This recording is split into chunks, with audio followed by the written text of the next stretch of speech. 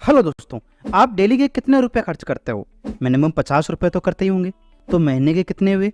1500 रुपए। चलो 1500 भी छोड़ो, आप महीने के कम से कम 1000 रुपए तो खर्च करते ही होंगे। और वही मैं आपसे कहूँ कि अगर थोड़ा सा खर्चा कम करके आप 1000 रुपए बचा लेते हो तो आप 8,53,68,534 रुपए कमा सकते हो। तो क्या आप मेरी इस बात पे यकीन करोगे? तो आप कहोगे कि भाई मजाक क्यों कर रहे हो, ऐसा थोड़ी हो सकता है।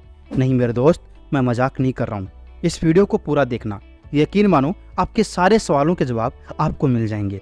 दोस्तों, हमारा चैनल अभी बहुत नया है, हमें आपके सपोर्ट की बहुत ज़रूरत है। आपकी वीडियो के लाइक करने से, चैनल को सब्सक्राइब करने से हमें मोटिवेशन मिलता है ताकि हम ऐसे ही बेहतरीन वीडियो और बना सकें। पहला अध्याय है द पावर ऑफ कंपाउंडिंग। शुरुआत करते ही कहानी से। एक समय की बात है, भारत के उत्तर पश्चिम में एक राजा था। उसकी प्रजा उससे बहुत दुखी थी। वो अपनी प्रजा पर कर पे कर लगाया जा रहा था, लेकिन उसे किसी ने कहा था कि अगर वो साधु संतों का सत्कार सम्मान करेगा तो कोई उसका बाल भी बांका नहीं कर सकता। एक बार क्या हुआ, एक साधु उस गांव से निकला तो गांव वालों ने मिलकर अपनी सारी परेशानी उस साधु को बताई। ये सब सुन के साधु बहुत क्रोधित हुआ।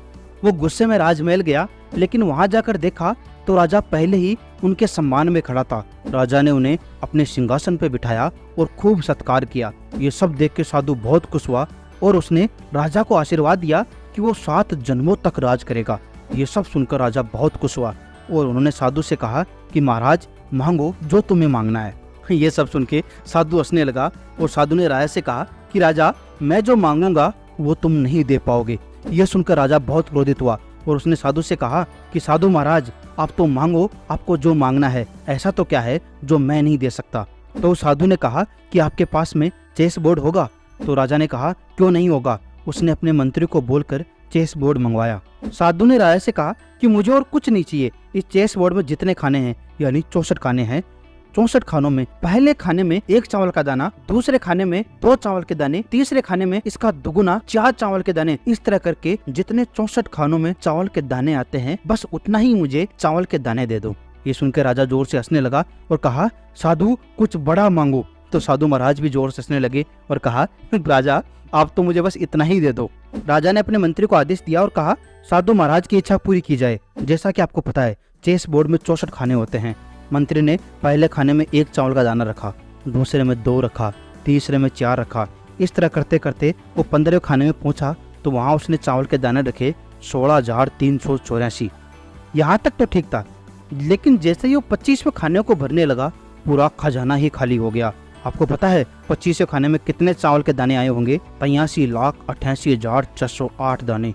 और अभी तो चेस बोर्ड आधा भी नहीं भरा था। मंत्री भागते हुए राजा के पास गया और कहा, महाराज सारा खजाना खाली हो गया है। वो साधु कोई साधारण साधु नहीं है, हम उसकी शर्त को पूरा नहीं कर सकते। हम क्या, उसकी ये शर्त तो पूरी दुनिया में कोई भी पूरी नहीं कर सकता, क्योंकि जितने उसने चावल के दाने मांगे हैं वो तो पूरी दुनिया में भी नहीं है। जब ये बात राजा को समझ में आई तो राजा साधु के पैरों में गिर पड़ा और दया की भीख मांगने लगा और साधु से कहने लगा कि महाराज ये सब कैसे हुआ? तब साधु ने राजा को कहा कि राजा, इसे पावर ऑफ कंपाउंडिंग कहते हैं। क्या आपको पावर ऑफ कंपाउंडिंग समझ में आई? चलो आप ये बताओ, 64वें खाने में कितने दाने आए होंगे? सच बताऊं तो ये नंबर तो मैं भी नहीं गिन सकता। चलो ये तो हमने समझ लिया कि पावर ऑफ कंपाउंडिंग की कितनी ताकत होती है। अब सवाल उठता है कि पावर ऑफ कंपाउंडिंग का हम अपनी लाइफ में कैसे यूज कर सकते हैं। तो दूसरा अध्याय है how to be use power of compounding in our life. SIP क्या होती है? सिस्टमेटिक इन्वेस्टमेंट प्लान, यानी ये एक योजनात्मक निवेश योजना होती है। यानी हम इसमें एक निश्चित अंतराल में एक निश्चित राशि का निवेश करते हैं। जैसा कि मैंने शुरू में कहा था कि अगर आप महीने के 1000 रुपए बचाते हो तो आप 8,53,68,534 रुपए कमा सकते हो। ये कैसे हो सकता है? क्या ये संभव भी है? चलो इसको बड़ी आसानी से समझते हैं।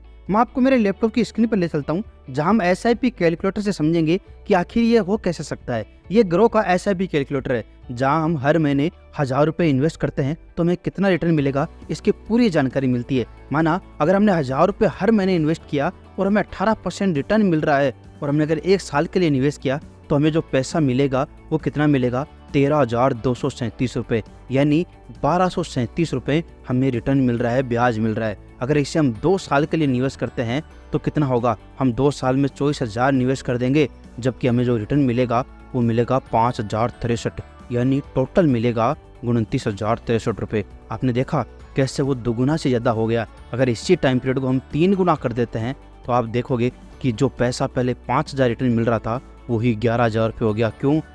क्योंकि जो ब्याज मिल रहा था उस पर भी 18% हमें और ब्याज मिल रहा था। इसी तरह अगर हम इसे 10 साल के लिए करते हैं तो आप देख के अचंभित हो जाओगे। 10 साल में जो हमें रिटर्न मिलेगा वो मिलेगा 3,36,258, यानी 2,16,258 तो ब्याज हो गया। और आपको मैंने कहा था कि अगर हम 1,000 रुपये हर महीने लगातार निवेश करते हैं और अगर 40 साल तक निवेश करते हैं तो हम जो कंपाउंडिंग की पावर देख के हम खुद पागल हो जाएंगे। क्योंकि हमने जो निवेश किया वो तो मात्र 4,80,000 रुपये था, लेकिन जो हमें रिटर्न मिला वो था 8,53,68,534 रुपये। और टोटल मिलेगा हमें 8,58,48,543। ये है एक्चुअली में पावर ऑफ कंपाउंडिंग। हमने सिर्फ 1,000 रुपये निवेश किया उससे फ़र्क नहीं पड़ता, लेकिन हमने कितने समय तक निवेश किया इससे फ़र्क पड़ता है। उसी तरह शतरंज में पहले 15 खानों में तो कुछ नहीं आया था, 16,384 समथिंग दाने आए थे, लेकिन 25 खाने पे पहुँचते पहुँचते 8 लाख हो चुके थे, जबकि वो आधा भी नहीं हुआ था। पावर ऑफ कंपाउंडिंग बहुत गहरी चीज़ है।